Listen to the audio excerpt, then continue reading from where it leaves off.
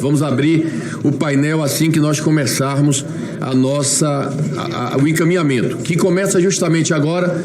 Vou conceder aos 4 deputados. São os deputados Evair, o deputado André Fernandes, a deputada Jandira Fegali e o deputado Duarte. Pela Câmara, depois os senadores. Então, com a palavra, o deputado Evair. Senhor presidente, senhoras e senhores parlamentares. Assim, peraí, deputado, um instante. Eu já autorizo a abertura do painel eletrônico. Presidente, está calado, né? Uma oposição, base, oposição e termina na base. Fala os dois Não, pode ser, então a gente interroga, não tem problema. Já vai abrir o painel. Então vamos lá, está aberto o painel para quem quiser exercer o seu voto. Não tem a parte. Deputado Evair, pelo tempo de 5 minutos. Senhor presidente, senhoras e senhores parlamentares, senhora relatora. Só quero voltar a uma palavra que a senhora usou agora breve, a palavra violentada.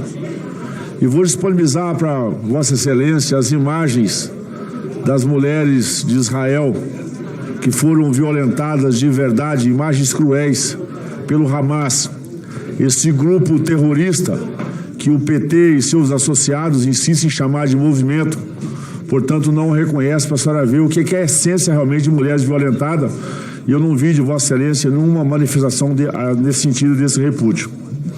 Mas quero me retratar o seu relatório aqui ao artigo 13 do Código Penal, que diz que o agente voluntariamente que desiste da consumação do crime ou impede que o resultado se produza só responde pelos atos praticados. O relatório produzido por Vossa Excelência, ele acusa, ele envolve inocentes, envolve pessoas que estavam remotamente longe da cena. Portanto, a senhora faz uma agressão severa ao nosso Código Penal. Na sequência desse mesmo artigo, desqualificando o relatório que a Vossa Excelência produziu, o resultado de que depende a existência do crime somente é imputável a quem lhe deu a causa. Portanto, o relatório também se torna nulo, se torna falso, porque ele impute a responsabilidade a muitas pessoas inocentes que estavam longe do fato, portanto, longe dos atos praticados, e estavam longe da causa, não tem nenhuma relação com a causa. Portanto, esse relatório também se torna nulo e não vai ter nenhuma validade do encaminhamento que você vai fazer. Portanto, no último ponto do artigo 13 do Código Penal, considera-se causa a omissão, sem a qual o resultado não teria ocorrido. E aqui é mais um agravante do relatório que o desqualifica novamente. A senhora não cita o então ministro Flávio Dino da sua omissão, da competência do posto que estava, para que pudesse fazer uma ação e ter impedido o fato ocorrido. Só o fato de a senhora não ter citado o ministro Flávio Dino e ele ser claramente uma pessoa que teve omissão diante dos fatos, novamente torna o seu relatório nulo, o seu relatório não tem nenhuma validade e possivelmente a Polícia Federal, o Ministério Público, a própria consultoria jurídica do Senado vai engavetar, se não fizer uma outra destinação para ele, porque ele claramente tinha o objetivo de fazer acusações e, naturalmente, só relatado pelo Código Penal, artigo 13, naturalmente ele já se torna nulo e não tem nenhuma validade. Seguindo na direção também do nosso Código Penal, vamos lá no artigo 301. Qualquer agente público deverá prender quem seja encontrado em flagrante delito. E aqui, novamente, Vossa Excelência comete um outro crime, no seu caso de responsabilidade ou de omissão, já citado no artigo 13, que é a não citação do presidente Lula, não citação do G. Dias e não citação novamente do Flávio Dino. Claramente eles estavam em postos privilegiados, eles tinham posições privilegiadas, tinha eles essa competência, essa responsabilidade. Deputado Evair, um instante. Olha, eu mais uma vez solicito silêncio. Está impraticável ouvir o orador falar. Por favor, deputado, continue. Então, novamente, a ausência de Flávio Dino, a ausência de G. Dias e a ausência do próprio Lula no seu relatório, novamente o torna nulo, o torna uma peça de ficção. Quero voltar aqui ao senador Espejão Amin, que disse que o relatório falta com a verdade. Tendência para ignorar a verdade é uma fraude. Portanto, esse relatório também configura-se como uma grande fraude. Lembrar que nessa comissão nós jogamos com os mesmos jogadores, mas quero saudar os deputados, senadores, bravos e valentes senadoras e senadores que foram bravos e valentes e fizeram um enfrentamento com grandeza, com conteúdo e com a verdade para desmascarar essa falseta que é a esquerda brasileira e a base do governo Lula, que carinhosamente nós chamamos de Barrabás.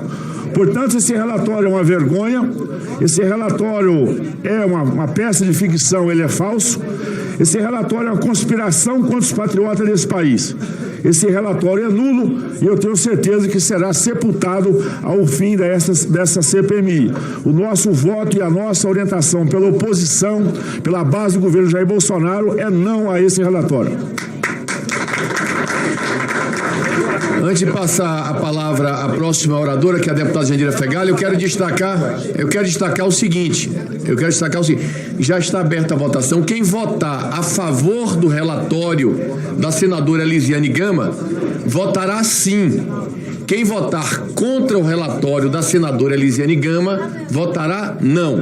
Então, sim para aprovar o relatório, não para rejeitar o relatório. A deputada Jandira fez uma pergunta, então vai falar agora o deputado Duarte Júnior. Sim, muito bem lembrado aqui. O relatório que está sendo apreciado inclui as mudanças que a relatora verbalizou aqui. Vai não considerar que é só o relatório que está colocado no Infoleg. Ela fez uma série de retificações orais que naturalmente estão registradas nas notas taquigráficas e que estão, portanto, fazendo parte do relatório a partir desse momento. Deputado Duarte. Senhor presidente, a Bíblia nos ensina em Provérbios 21...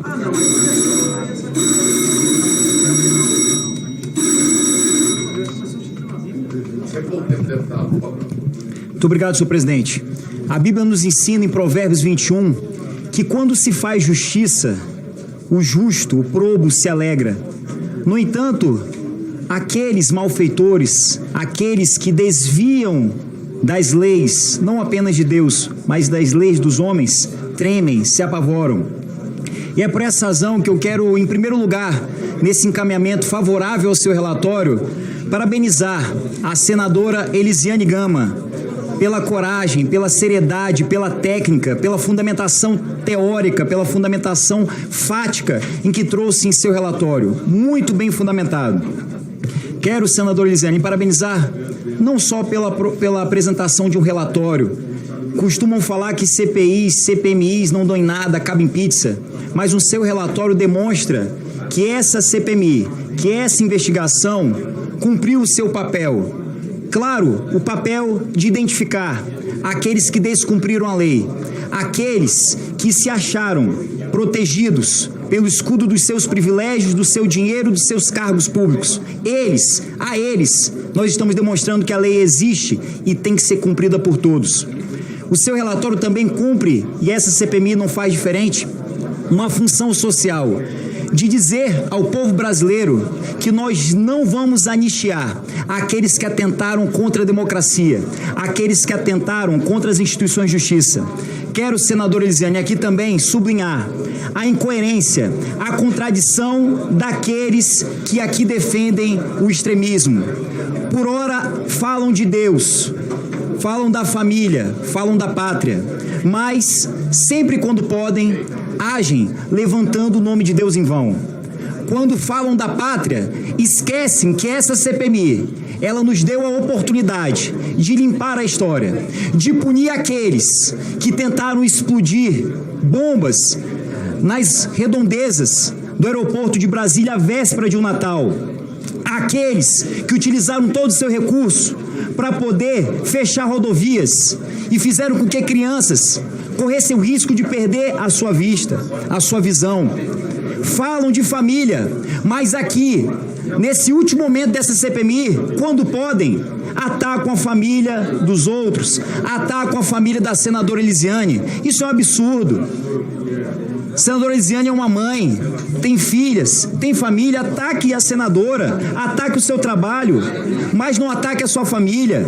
Respeite a família, respeite o trabalho que nós estamos aqui fazendo. A contradição não para por aí, senhor presidente. Tentaram iniciar essa investigação, coletaram assinaturas, mas quando a investigação começa, quando eles percebem o grande erro, o erro impensado, o erro sem qualquer coerência naquilo que era de se esperar, perceberam que o único caminho que tinham era tentar banalizar, criar obstáculos a essa investigação. Mas acabou a palminha, acabou os gritinhos, acabou toda aquela gracinha que aqui tentaram fazer na CPMI. Agora, resta o desespero desses 61 indiciados que vão responder. E digo mais, não vai parar por aí. Nós estamos limpando a história do nosso país, demonstrando que não vale a pena tentar contra a democracia, atentar contra o Estado Democrático de Direito. E é por essa razão que o nosso encaminhamento é pela aprovação desse relatório, o nosso encaminhamento é pela justiça, é pela democracia, é pelo povo brasileiro, é pela família e é pelo trabalho que tem que ser realizado nessa comissão em defesa daqueles que mais precisam. Muito obrigado, senhor presidente. Muito obrigado, deputado Duarte Júnior. Passa a palavra agora ao deputado André Fernandes. Senhor presidente. Deputado, um instante. Olha, mais uma vez eu peço silêncio. Principalmente ali, ó. A zoada é mais aqui do lado do painel. Eu vou pedir silêncio mais uma vez para que a gente possa tocar aqui. Iniciando aí o tempo do deputado André Fernandes. Você é o líder do governo aqui, ó, no Congresso Nacional, ligando para os deputados e senadores votarem. Isso é uma vergonha. Senhor presidente, é pago para isso, ó. Ó, ele acabou de falar que é pago para isso. E eu jurei que ele tinha sido eleito para ser senador. Mas ele está dizendo que é pago para ficar a serviço do governo. Não é estranho, mas tudo bem. Ser função é diferente de dizer que é pago para isso. Pago como? Senhor presidente, o que estamos neste momento votando é o relatório apresentado pela senadora Elisiane, que aqui nessa comissão nós ouvimos, e eu vou falar aqui 4 pontos rápidos, nós ouvimos aqui 2 senhores, Saulo, ex-ABIN, G. Dias, ex-GSI. Saulo falou que G. Dias mandou que ele fraudasse o relatório. G. Dias, por sua vez, chegou a essa comissão e disse que não mandou ninguém fraudar. Os dois estiveram aqui depondo sob juramento, mas as histórias não bateram. E um dos dois estava mentindo.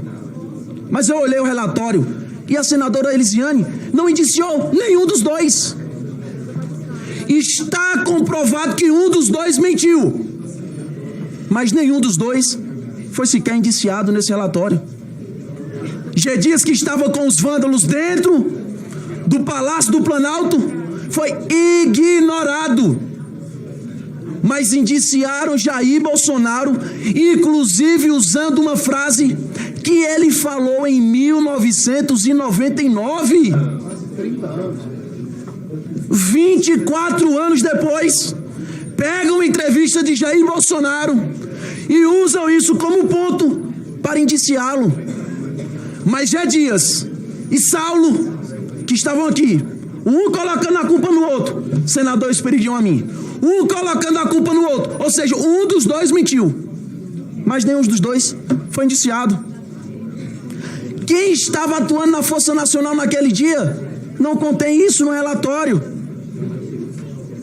Mas, pelo contrário, tivemos indiciamento de dezenas de pessoas que nada tiveram a ver com o 8 de janeiro. E digo mais, senhor presidente, o que essa comissão está fazendo ao aprovar esse relatório é uma violação a uma garantia constitucional, que é o direito à ampla defesa e contraditório. Como pode uma comissão indiciar pessoas sem sequer ouvi-las? Como pode essa comissão chegar a uma conclusão sem que a vítima tenha a prerrogativa, o direito que é constitucional, que está na nossa Carta Magna, que sequer tem o direito de vir aqui e responder. É o caso da deputada Carla Zambelli, uma parlamentar que está sendo indiciada por essa casa, por esta comissão, mas que não tiveram coragem de chamá-la para responder aos questionamentos e levaram como verdade absoluta palavras de um cara que está preso, de um estelionatário, mentiroso, hacker, mas que estão usando um trecho da fala dele, onde ele fala que esteve com Bolsonaro e amando de Zambelli ou com Zambelli, não sei como foi, mas ignoram quando ele fala que as urnas são, sim, violáveis. Porque para isso a esquerda tampou os ouvidos, mas tocou no nome da deputada Carla Zambelli e de Jair Bolsonaro. Mas para isso eles ecoaram e tomaram como verdade absoluta. Senhor presidente, o que vemos nesse relatório é uma flagrante desconexão entre o relatório e os fatos apresentados nessa comissão. Eu propus essa comissão parlamentar mista de inquérito e lá estava no seu escopo, no seu objeto, todos os atos de ação e omissão do 8 de janeiro. E eu pergunto, cadê os indiciados por omissão? Cadê os indiciados por omissão nesse relatório? Daqui a pouco eu falei, não vou dizer que é o relatório da senadora Elisiane, nesse relatório de Flávio Dino, que debochava e dizia que queria vir aqui depor, dizia que estava lambendo os beiços para vir aqui depor, mas que depois se escondeu atrás de algo com medo, diga-se passagem, algo muito grande para se esconder. Não veio, se blindou, botou a tropa do Maranhão, botou a senadora que é braço direito, e agora há pouco eu vi a suplente Flávio Dino abraçando ele e agradecendo. Claro, se ele perdesse o cargo, voltaria a ser senador. Por esses motivos, encaminhamos não contra esse relatório fajuto. Muito obrigado, deputado. Com a palavra, a deputada Jandira Fegali. Senhor presidente, nós ouvimos aqui muitas vezes que a verdade vai prevalecer. Eu diria que a verdade já começou a prevalecer e a primeira expressão dela é o relatório da senadora Elisiane. Um relatório absolutamente embasado, com dados técnicos, com muitos números, com muitos depoimentos e com uma conclusão belíssima de total compromisso com a democracia brasileira. Mas ela continua prevalecendo também nas condenações que o Supremo já fez de partícipes do golpe do 8 de janeiro e por esses crimes de tentativa de abolição violenta do Estado Democrático de Direito e por tentativa de golpe de Estado. Esses crimes não foram tipificados aqui, foram tipificados no Código Penal e já consolidados no Supremo Tribunal Federal. E as condenações seguem velozmente para essas condenações. Também aqui eu ouvi muitas vezes dizer assim, estamos aqui para defender Bolsonaro e sua família. Pois nós não, nós estamos aqui para defender o povo e o seu direito fundamental à democracia. Deputado, senador, não está aqui para defender uma família que está eivada de denúncias de corrupção há anos. E que nesse momento as apurações demonstram que a corrupção é verdadeira. Não só os cheques na conta da primeira-dama, as rachadinhas todas, como também o sequestro no crime de peculato do patrimônio público, lesão ao patrimônio público, levando em avião da FAB, de estrutura pública da máquina do Estado brasileiro, joias, pedras, relógios, dinheiros que foram para fora para serem vendidos lá, sem o conhecimento e recebendo em dinheiro vivo. Como, aliás, é a forma que essa família tem de comprar imóveis em dinheiro vivo. Então, nós estamos aqui ouvindo discursos de honestidade quando as provas de corrupção são absolutamente claras e verdadeiras. Além disso, é importante que a gente aqui comente alguns aspectos muito fundamentais dessa CPMI. Eu ouvi aqui discursos dizendo que essa CPMI não serviu para nada, que esse relatório não vale nada. Presidente, isso é a desvalorização do parlamento brasileiro. Eles não conseguem valorizar o parlamento brasileiro, muito menos resultado de um trabalho de 5 meses comandado por Vossa Excelência. Isso é desrespeitoso a Vossa Excelência e ao parlamento. Os indiciamentos que foram feitos, 61, todos absolutamente embasados. Eu quero destacar um, principalmente, que é do senhor Jair Bolsonaro, que, aliás, teve requerimento para trazê-lo aqui. Trazer o senhor Bolsonaro, senhora Michele, o retorno de Mauro Cid, Freire Gomes, Garnier e Paulo César Nogueira, ex-ministro da Defesa. No entanto, não conseguimos aqui votar, levar a pauta. Mas nós queríamos trazer aqui o senhor Bolsonaro. Mas este Bolsonaro está sendo indiciado nos 4 crimes porque ele, de fato, construiu o 8 de janeiro. Ele participou ativamente dessa construção desde agosto de 2021, que as suas teses foram as que mobilizaram os que aqui chegaram em 8 de janeiro. Foram as suas teses de questionar a urna eletrônica que o levou à inelegibilidade. Foi o questionamento da urna eletrônica usando a máquina pública, a comunicação pública, por isso ele está inelegível.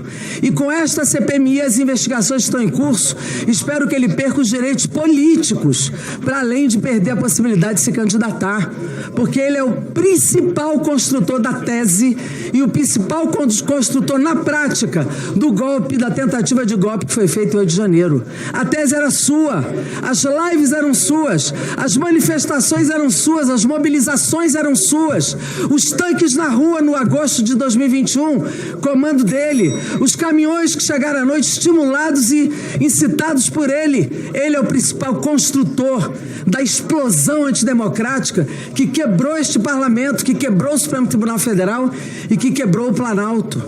A omissão está nesse relatório. Qual é a omissão central?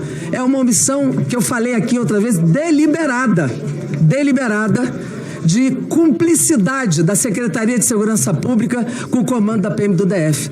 Por isso, esse relatório precisa ser aprovado. É uma peça histórica e que mostra para nós que a anistia de golpista e torturador rende filhos, rende gerações, que inclusive aqui nesta CPI alguns falam contra o relatório porque são investigados em vários processos, inclusive no 8 de janeiro. Estão aqui dentro, votando nesse momento, quando não deveriam nem estar aqui.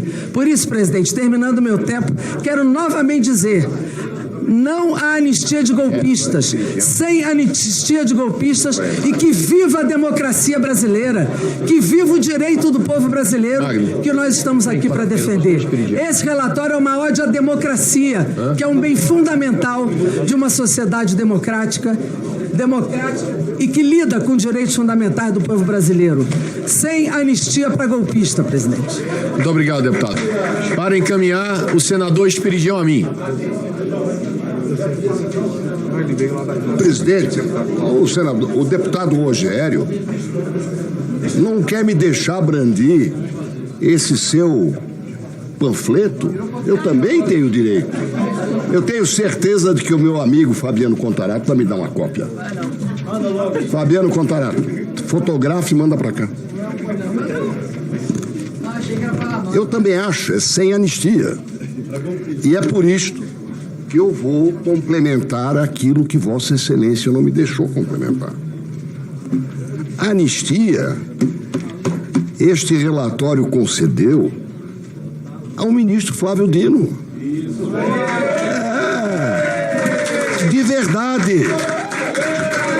A anistia, essa anistia não vai prosperar no curso dos acontecimentos.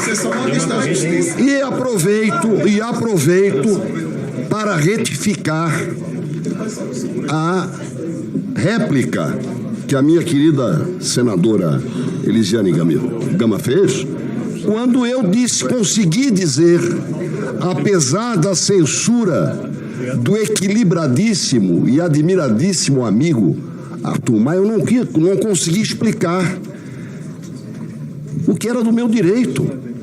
O meu argumento foi contestado hoje pela manhã. E eu disse: a senhora está citando uma ação civil originária da Bahia. E está aqui na página 906 do seu relatório. Para sanar qualquer dúvida sobre a impossibilidade do uso da Força Nacional, aí vai. Só está faltando para melhorar a paisagem aqui o deputado Paulo Magalhães, mas ele deve estar me ouvindo. Foi só um mandado de segurança utilizado para dar anistia ao ministro Flávio Dino. Ele tinha a força da segurança e não usou. São 6 capitulações. A primeira é artigo 301 do Código de Processo Penal. Cidadão ou policial que se omite é corresponsável, é cúmplice, é patrocinador do que vai ser feito. E não bastasse isso, eu também mencionei, e o deputado há pouco referiu detalhadamente, o André, a omissão, quer dizer, não indiciar. Precisa de mais, precisava que desenhe. Tinha que desenhar. O ministro do GSI, Gonçalves Dias, enunciou a frase que vai dar sequência a essa novela. Vamos ter problemas.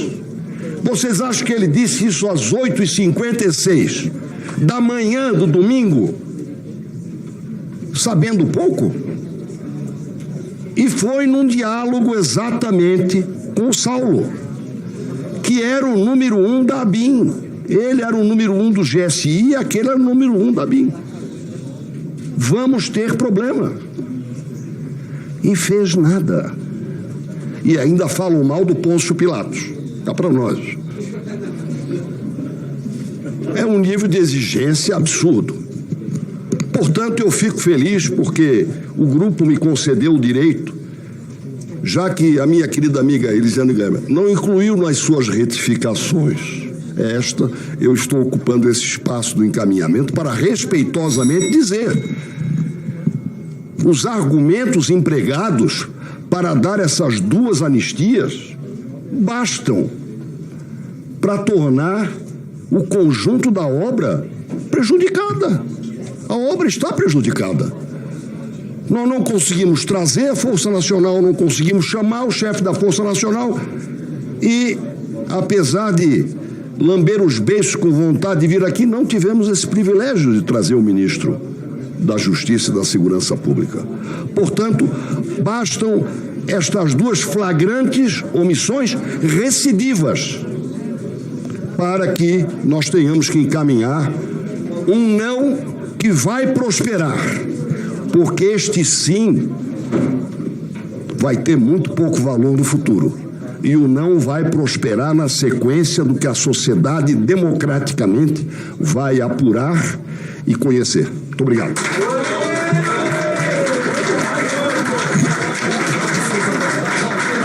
Obrigado, senador Espírito Amin. Concedo a palavra ao eminente senador Cajuru.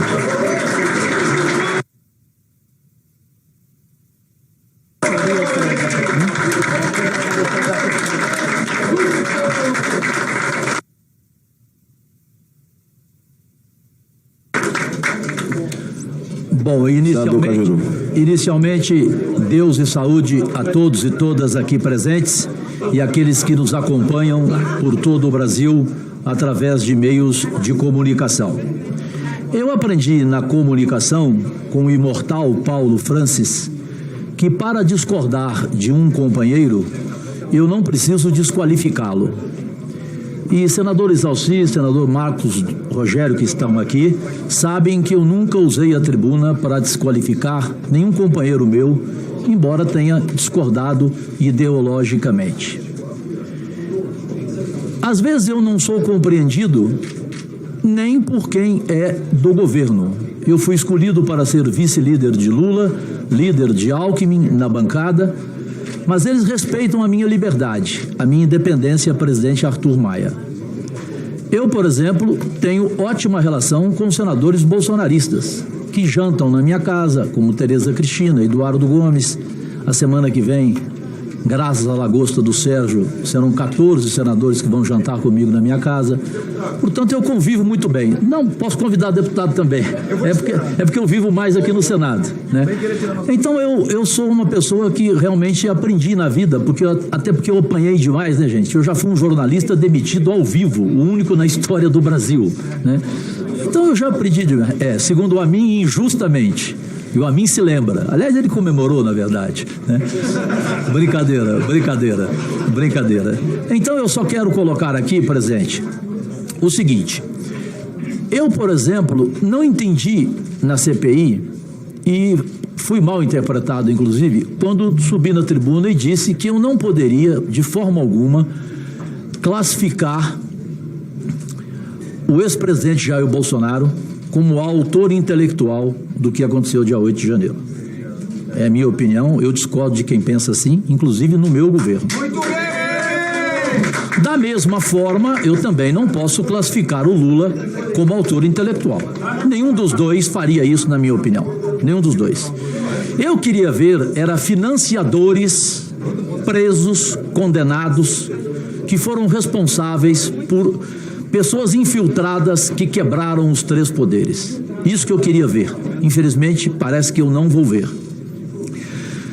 Acredito aqui ao senhor um trabalho absolutamente aplaudido como presidente dessa comissão, em todos os momentos, a sua postura, a sua correção, da forma como ouviu cada um.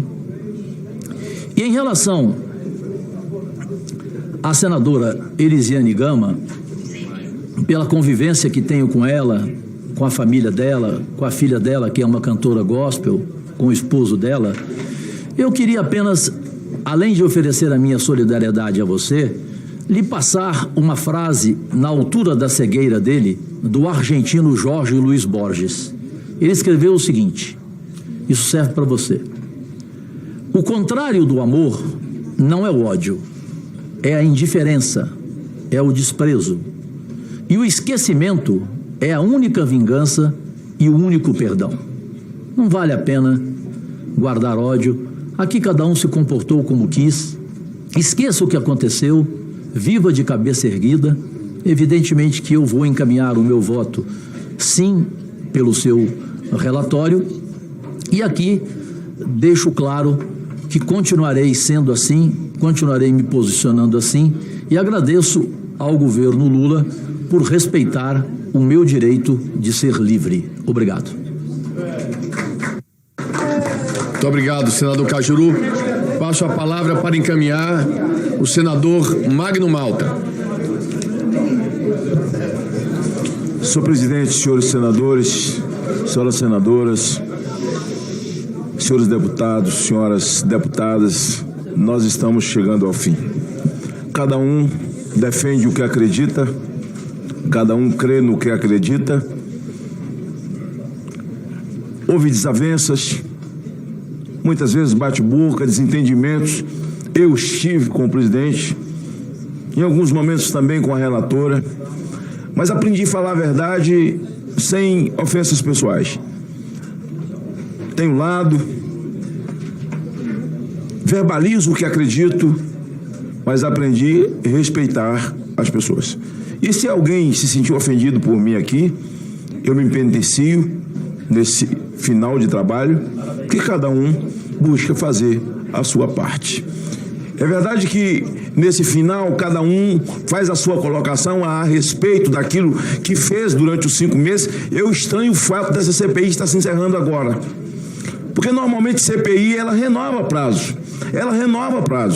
Eu presidi CPIs exitosas nesse parlamento que durou anos. Narcotráfico, pedofilia, maus tratos, mas essa encerrou muito rápido. Eu não sei se pelo fato das investigações em si, que não foi um tiro na cabeça, porque quem queria a CPI de fato era o governo. Nos 3 primeiros dias, assanharam para fazer uma CPI de todo jeito, mais rápido do que imediatamente. E no 4º dia, ninguém queria CPI mais. O próprio presidente da República dizia que não tinha interesse, porque a Polícia Federal estava investigando, os órgãos estavam investigando e já não queriam mais. E quem colocou a assinatura no deputado da senadora Soraya começou a retirar. Ora, quem queria eram vocês. E em seguida nós dissemos, não, nós queremos investigar. Veio o fato determinado colocado pelo André Fernandes.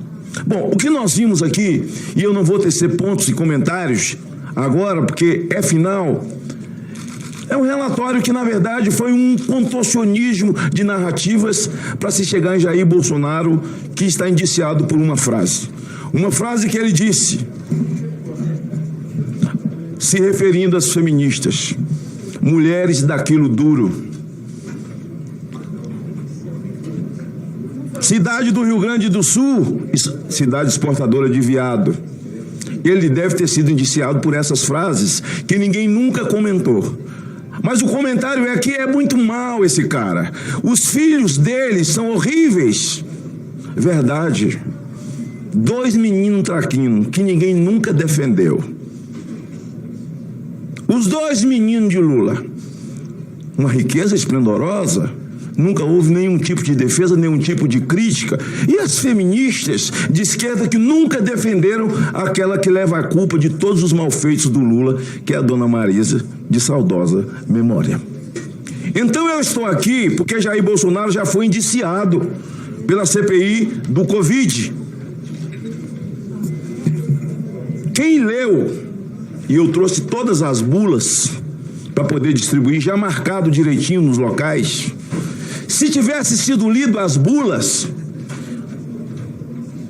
as reações cardíacas, os efeitos nefastos de AVC, morte súbita, embolia pulmonar. Vocês que nos veem, e eu sei a grande mídia não vai mostrar, e que caíram no conto de que Jair Bolsonaro, e aliás o ministro Zanin, em sua primeira decisão desagradou a esquerda, porque ele pega um relatório já da ministra da Saúde do governo Lula e zera essa conversa de genocídio em cima de Jair Bolsonaro. Estão aqui com todas as bulas, eu estudei todas, e quem fez as vacinas teve o cuidado, meu nobre presidente, de colocar essas desgraças lá no meio e com letras bem pequenininhas e dizendo experimento placebo. Para que se um dia alguém se levantar e processá-los, eles estão plenamente defendidos, porque disse, é como um agiota, eu não bati na tua porta, tu bateu na minha para pegar o dinheiro, então me paga. Eu não forcei você tomar nada, eu estou dizendo que está aqui. Então ele está indiciado por isso também. Aí Zanin vai lá, toma uma atitude, dá uma canetada. Eu até tomei um susto, não é? Até tomei um susto. Depois fui às redes sociais, o homem começou a apanhar da esquerda. Mas eu encerro, senhor presidente, dizendo o seguinte: foi uma narrativa em que a oposição teve a oportunidade de dar ao Brasil a oportunidade de ver o comportamento omisso, de ver a negação de quem deveria estar sentado aqui. Com relação à senadora Elisiane Gama, todas as vezes que eu ia ao presídio, a colmeia, isso aqui eu não posso esconder, porque eu nunca fui desautorizado a ir ao presídio, como todos os outros parlamentares foram, eu não fui. Todas as vezes que fui à colmeia, todas as vezes que fui à Papuda, eu ligava para ela, eu falava com ela, estou saindo da Papuda, estou saindo da colmeia, ouvia todas as pessoas, onde é que você estava? Eu estava em tal lugar, você quebrou o quê? Nada, você está sendo investigado, vai ser investigado. E essas imagens mostrariam essa verdade. E ela me ouvia calada o tempo inteiro. Eu não posso ser injusto, trabalhar com indignidade para dizer o seguinte: essas pessoas todas que eu visitei, ao sair e ao entrar do presídio, eu tinha o cuidado por ser cristã, com a senadora Elisiane Gama, e não falava senadora Elisiane, eu falava minha irmã, eu acabei de sair do presídio, eu vi isso. Não quero encerrar cometendo injustiças como foram cometidas aqui, com relação ao presidente Jair Bolsonaro, indiciado por uma frase, quando as frases de Lula são absolutamente desmoralizadoras e ofensivas, tanto às mulheres como feministas e a homens nesse país. Muito obrigado, Deus te abençoe, meus respeitos pela maneira como você conduziu esse processo aqui. Muito obrigado, senador Magno Malta. Com a palavra, o último a encaminhar, o nobre líder do governo no Senado, senador Randolfo Rodrigues. Senhor presidente, senhora relatora, senhor vice-presidente Magno Malta, colegas deputados, deputadas, colegas senadores, colegas senadoras e senadores. Os indiciamentos que aqui são sugeridos pela senhora relatora e, sobretudo, do ex-presidente da República, não se dá pelo contexto de uma frase, se dá por fatos. Aliás, o relatório da senadora Elisiane é, além de um documento sobre os fatos realmente ocorridos do 8 de janeiro e antes do 8 de janeiro, é um documento para a história. É um documento para a história, sobretudo, diante do que nós vivemos nesses tempos. Nós vivemos os tortuosos tempos em que talvez tenha assento na explicação da literatura política como eles se justificam. Os tempos em que é necessário o ódio para aglutinar. Os tempos em que é necessário um inimigo para ser atacado. Aliás, a literatura política justifica esse modus operandi de agir a partir, sobretudo, de duas referências. A primeira, um senhor do começo do século chamado Carl Smith, que sustentava, meu caro Chico, que era necessário alçar o inimigo, seja ele qual fosse. O que nós estamos vivendo aqui concretamente, senhor presidente, no mundo atual, o que nós estamos vivendo não é um confronto clássico entre direita e esquerda. Aliás, sobre o confronto clássico direita e esquerda, é importante aqui ressaltar o dizer, meu caro presidente, de um teórico liberal, Friedrich Hayek. O Hayek é que denunciava essa tese de impingir o ódio, de espalhar o ódio, de ter o ódio como método, de disseminar o ódio na atualidade, nas redes sociais. Este método fortalece o populismo e fortalece a ascensão dos totalitarismos. O Hayek, que aqui cito, ao contrário que alguns podem pensar, Chico sabe muito bem, não é um teórico da esquerda comunista, é um teórico liberal, para dar diagnóstico que o tempo que nós enfrentamos é o tempo em que foi trazido para a política, lamentavelmente, essas linguagens, que teve outro canto e outro lugar ao longo do século XX, em especial, que teve tempo e lugar na ascensão do nazifascismo na Europa durante os anos 20, os anos 30. O que nós vimos no 8 de janeiro foi o corolário de um processo de tentativa de ruptura da democracia brasileira.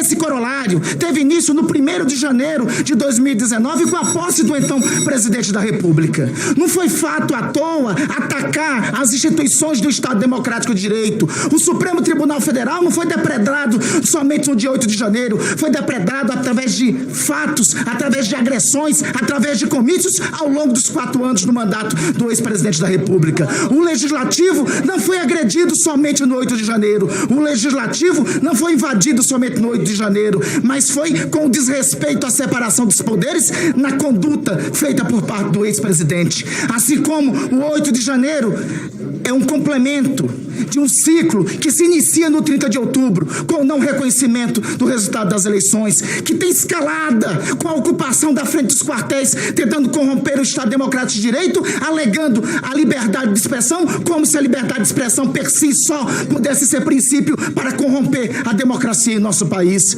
O 8 de janeiro chegou ao culminar, mas teve suas escalas no dia 12 de dezembro, com atos terroristas, sim, aqui em Brasília, e com a tentativa no 24 de dezembro, na véspera de Natal, de tentar atear uma bomba para matar brasileiros compatriotas, porque quem chama o outro de patriota, na verdade, não pode querer colocar uma bomba para matar um compatriota seu.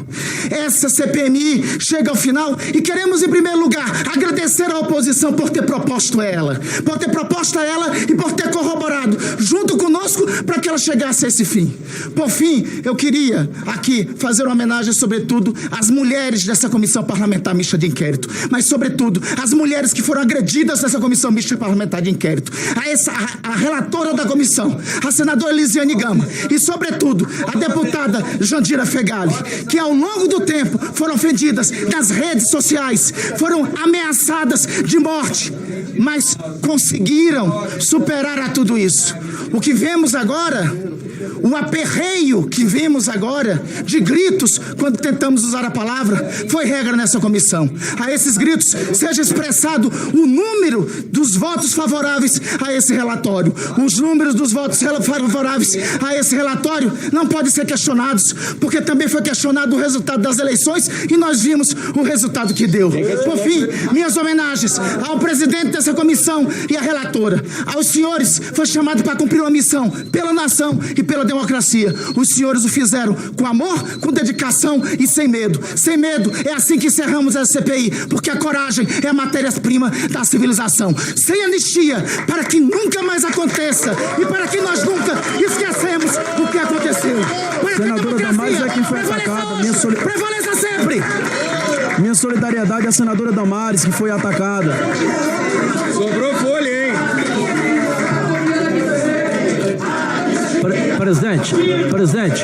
Presidente, pela ordem, 10 segundos só, 10 segundos.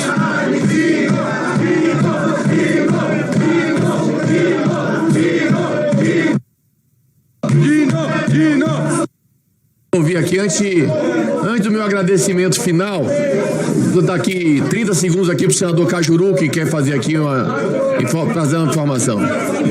Bem, nem é necessário esse tempo, presidente. Eu só gostaria aqui, senhoras e senhores, amigos e amigas, eu acho que a gente tem que fazer aqui uma homenagem a todas as assessorias de deputados e senadores pelo trabalho, todas elas. Eu aqui em nome da Liridiane, da Carol, da Ana, né, da mesa de assessoria da comissão, eu acho que todas elas merecem esse agradecimento pelo trabalho, pelos seus ouvidos também, por tudo que aconteceu. Parabéns, então, a todos de coração. O secretário... O secretário da... Eu vou fazer um agradecimento a todos e quero iniciar agradecendo aqueles que estiveram aqui ao meu lado, inicialmente ao Dr. Leandro Bueno, secretário dessa comissão, que com muita competência, com muita dignidade, conduziu esse trabalho, ao Dr. Aldo Campos Costa, que nos foi cedido pela Procuradoria-Geral da República. Eu agradeço a indicação que me foi feita pelo presidente do Senado, o senador Rodrigo Pacheco. O doutor Aldo foi muito importante. Agradecer as pessoas do meu gabinete que aqui estiveram, o doutor André Ren, a Lana, outras pessoas da liderança do meu partido, o Edu Mendes, a Carol Melo. Agradecer ao Marcelo Saboia, ao Marcelo Manzan, Claudionor da Rocha, da Consultoria Legislativa da Câmara dos Deputados, a equipe aqui da CPI.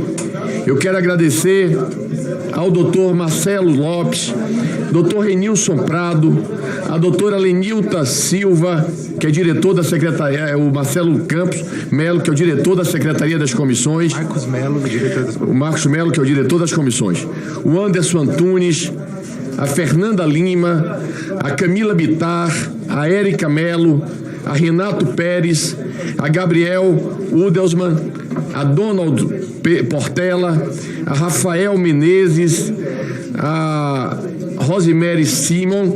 Agradecer ao doutor Edivaldo, que foi aquele que representou juridicamente a CPI perante o Supremo Tribunal Federal durante todo o nosso trabalho. Eu quero agradecer a assessoria parlamentar e, em nome dessas pessoas, também agradeço a todos os assessores, na pessoa da Ana Cristina, da Maria Vitória, do Diego Scardoni. Quero agradecer penhoradamente aos meus vice-presidentes, ao senador Cid Gomes, agradecer a todos aqueles que estiveram aqui na mesa, agradecer mais uma vez a esse grande baiano. Aliás, isso é uma dívida impagável que o Espírito Santo tem com a Bahia, que Magno Malta é senador pelo Espírito Santo. Então, muito agradecido, Magno, pelos seus conselhos, pela sua orientação. Você me ajudou muito com a sua experiência, você que eu sempre digo, não é só um dos que mais conhece CPI nesse Brasil. As CPIs têm a credibilidade e a importância que tem nesse país pelo trabalho que Magno Malta fez na CPI da pedofilia e na CPI do narcotráfico. Isso é histórico. Quero agradecer aos garçons que aqui nos atenderam no dia a dia aqui com tanta prestimosidade. Robson e o Alexandre. É o Robson e o Alexandre, mas tem também uma moça que atende aqui. Tem uma moça também. A Monize também. Viu? Robson, Alexandre e a Monize. Eu quero agradecer e parabenizar.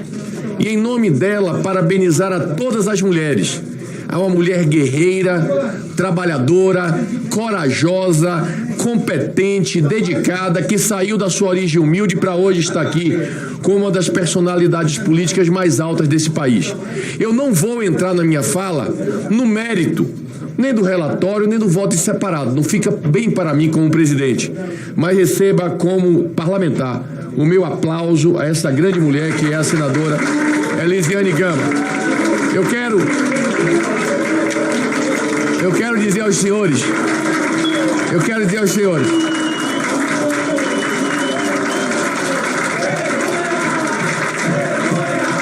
quero falar, deixa eu concluir a minha fala,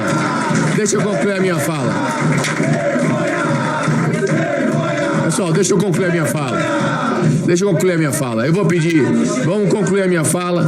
Eu quero dizer aos senhores o seguinte, me permitam falar um pouco de mim. Eu sou uma pessoa que desde sempre sabia que seguiria o caminho da política. E é difícil para alguém que é apaixonado pela política, que tem a vocação para a política, chegar aqui e mesmo diante de uma situação tão polarizada, não deixar de pensar, mesmo quando aquelas pessoas se referem de uma maneira diferente daquilo que você pensa, mas não deixar de apreciar o talento. Não deixar de apresentar a vocação para ser homem ou mulher a serviço da coisa pública. É difícil, por mais que eu pense diferente de cada um dos senhores, não ver aqui e não ter admiração pela profundidade e firmeza de Jandira Fegali, pela nobreza e pela competência de Duarte, não ter pela dedicação de Isalci, pelo brilhantismo do Cajuru, por esta condição tão firme e contundente de Marcos Feliciano, não ver na juventude do Nicolas, não ver na juventude do André, esta capacidade de representar o nosso país. Aqui o Abílio, que reclamou tanto, que brigou tanto comigo, foi talvez a figura mais pitoresca dessa CPI. Mas de qualquer maneira, meus amigos, é difícil presidir nessa CPI, vendo tantas pessoas talentosas, comprometidas com o Brasil, deixar de sair daqui com uma convicção, a convicção, Jorge Seife, de que todos os homens e mulheres que estão nessa CPI querem o melhor para o Brasil. Não tenho a menor dúvida disso. Eu sei que muitas vezes a vontade de servir é sobreposta pelo método com que você faz a sua escalada, senadora Damares. Eu sei que uns pensam de uma maneira e outros pensam de outra, na forma de chegar ao objetivo, Duda, que pretendem. Mas o importante, meu caro Rogério Correia, é a boa vontade, é a boa fé, é a crença de que nós podemos fazer um país melhor. Ninguém dos que estão aqui envidou tanto esforço, se dedicou tanto, esteve aqui nos embates mais duros, se não acreditasse no país. Nós precisamos, entretanto, internalizar o conceito da democracia. Nós precisamos entender que a diversidade de posições, o contraditório, faz parte da vida política. Entretanto, também temos que entender que na política tem que existir o fair play para que a gente possa servir ao nosso país. Vejam bem, a nossa Constituição não é uma Constituição dogmática como é a dos Estados Unidos, que foi feita, meu caro e brilhantíssimo senador Randolfo Rodrigues. A Constituição brasileira não é como a Constituição americana, que foi feita em um modelo de um país liberal, exclusivamente liberal. Não! A Constituição de 88, ela é uma colcha de retalho. Senador Comparato, todos aqueles grupos políticos que tiveram capacidade de se fazer representar na Constituinte de 88, em alguma medida colocaram uma parte do seu pensamento na nossa Carta Constitucional. Isso faz com que a nossa Carta seja extremamente aberta e ampla, e é por isso mesmo que a toda hora somos obrigados a chamar o Poder Judiciário a decidir questões que teoricamente deveriam ser resolvidas no âmbito do Parlamento, deputada Carla Zambelli. Mas acontece que, se por um lado temos essa abertura democrática, temos esse conflito permanente, aí está a grandeza da nossa democracia, que na sua abertura e diversidade cria o equilíbrio. E isso é que faz com que nós tenhamos muitas vezes confrontos duros aqui na Câmara dos Deputados e no Senado da República. Meu caro senador Girão, grande amigo que construí nesta comissão, eu quero dizer aos senhores que a Constituição brasileira, ela impõe, necessariamente, a cada dia a necessidade de pactuarmos, porque é uma Constituição feita, minha cara Bia Kicis, você que é uma constitucionalista, é uma Constituição feita na base da pactuação. Foi assim que nós fizemos a nossa Constituição brasileira. E, portanto, temos que saber conviver com isso, conviver com essa realidade. E o Parlamento é a peça central dessa posição, meu caro senador Rubem. É a peça central, porque aqui é que estão representadas todos os segmentos da vida pública brasileira. E aqui é justamente por isso que, umas vezes, algum pensamento vai estar em minoria, mas aquele pensamento que hoje está em minoria, amanhã pode ser maioria. E é por isso mesmo que, até para preservar o nosso direito de ser minoria ou maioria, nós temos sempre que defender o direito da minoria. Era mais fácil para mim como presidente, muito mais fácil, Rogério Carvalho, para mim como presidente, aqui resolver tudo na base do voto. Quantas votações eu colocasse aqui, pura e simplesmente, seriam aprovados todos os requerimentos propostos pela maioria, claro. Entretanto, eu preferi fazer o enfrentamento, muitas vezes me indispondo, mas fazendo enfrentamento negociado, para que também fossem chamados os membros, os representantes da minoria.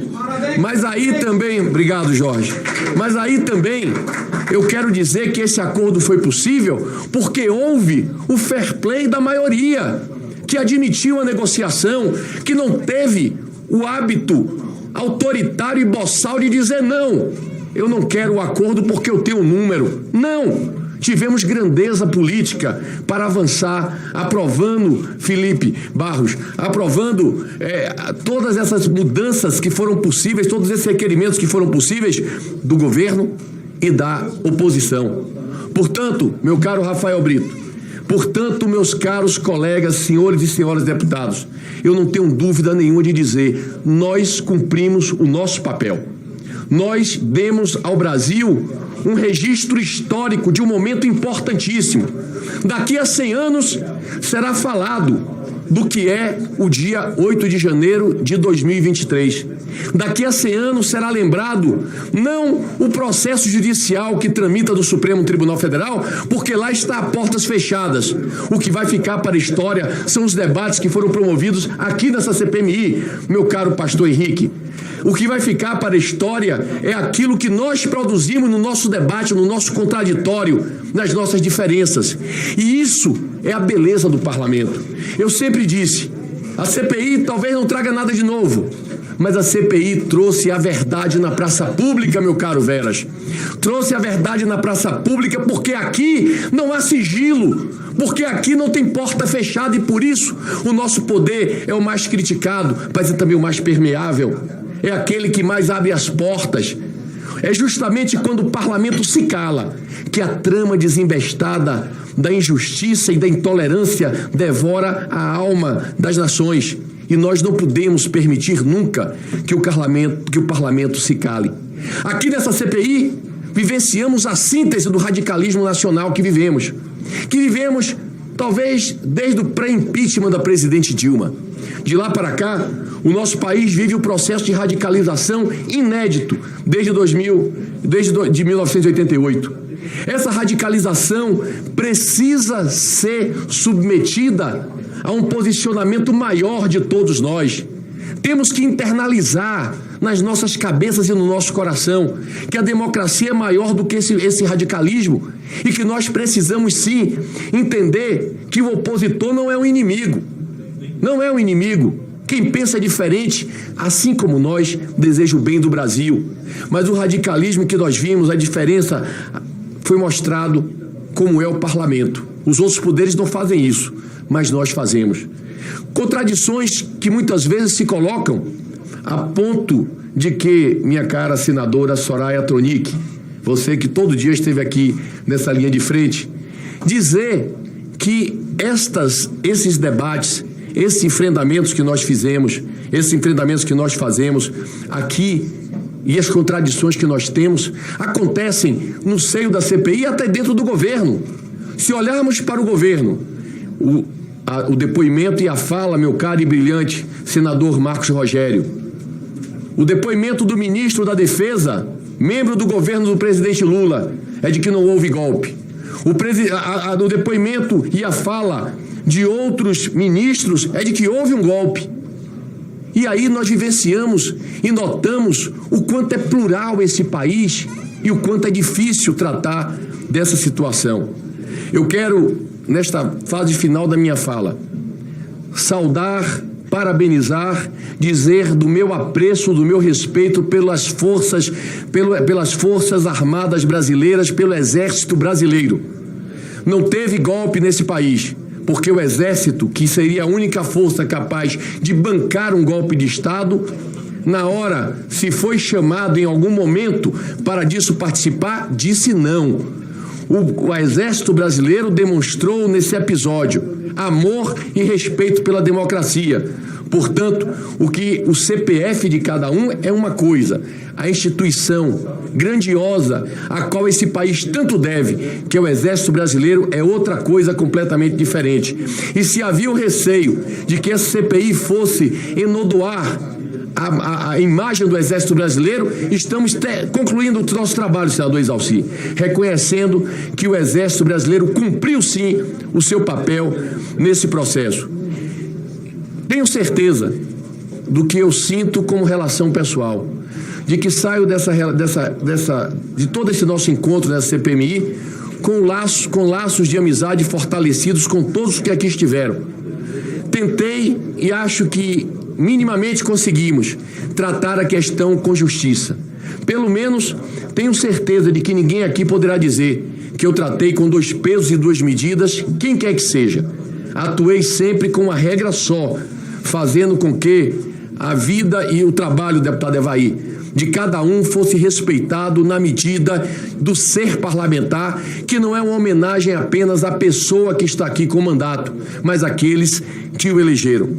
Para concluir, eu quero dizer aos senhores que um conterrâneo brilhante e amigo querido, o publicitário Nizam Gonais, me lembrou que o 8 de janeiro acontece exatamente há 201 anos após o dia do Fico. Aquela data é muito importante para o Brasil, porque depois que a família real veio para o Brasil em 1808, Dom João VI volta para Portugal e as cortes de Lisboa, querendo retroagir nos direitos que o Brasil havia conquistado, exigem a volta do príncipe regente, que é Dom Pedro I. E no dia 9 de janeiro de 1822, foi o dia do Fico. O dia que o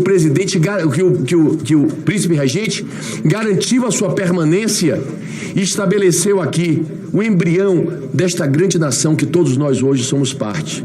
Portanto, eu quero dizer aos senhores que sei perfeitamente que mesmo nas oposições e nas opiniões diferentes, nenhum dos que estão aqui concordam com o que aconteceu no dia 8 de janeiro, com a violência, com a brutalidade, com a falta de respeito com as instituições nacionais. Sei que nenhum dos parlamentares dessa CPI concorda com isso. E, portanto, eu quero concluir dizendo: 8 de janeiro, nunca mais. 8 de janeiro voltará a ser o dia do Fico. Do Fico da democracia, do Fico da liberdade de opinião, do Fico da diversidade, do Fico da Constituição brasileira. Muito obrigado a todos. Agora vamos Declaro encerrada. Vou encerrar. Ainda falta alguém votar? Não. Aqui não é previsto a orientação individual de partido, é só lá na Câmara. Então. Antes de encerrar, muito bem me lembra aqui, peraí, eu cometi aqui uma injustiça. Agradecer aos companheiros e companheiras da Polícia Legislativa. Quero proclamar o resultado. 20 votos sim, 11 votos não, uma abstenção. Está aprovado o relatório da senadora Elisiane Gama.